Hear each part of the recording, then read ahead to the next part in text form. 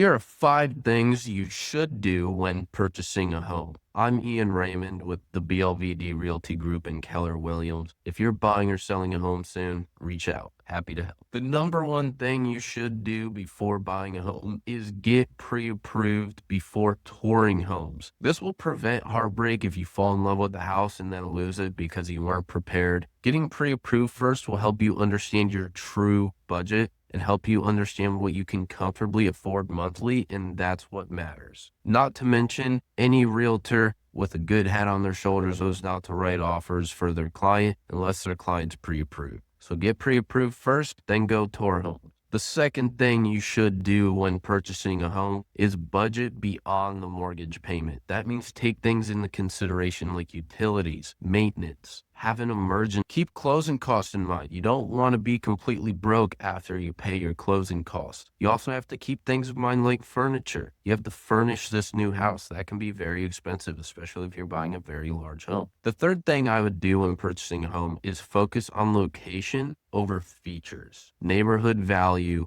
schools, all the things that drive long-term resale, especially if you're a first-time home buyer. I could make an entire video about this topic because it is so important as a first-time home buyer. Obviously, as a realtor myself, I want my clients to love their house, the features, the amenities, everything about it. But at the same time, location is very important. The neighborhood value is very important. The school district is very important. These things matter for resale. And if you want to get the most out of your home in the future, you got to take these things into consideration. And a good realtor will help you do that. The fourth thing I would do when buying a home is a very thorough home inspection, even on newer homes. Get a home inspection, third party, on newer homes. Go to the home inspection, at least the last 30 minutes of it, and have the inspector walk you through everything he's found. Sometimes home inspections can be very scary and daunting, and they highlight things in red, and that makes it look terrible.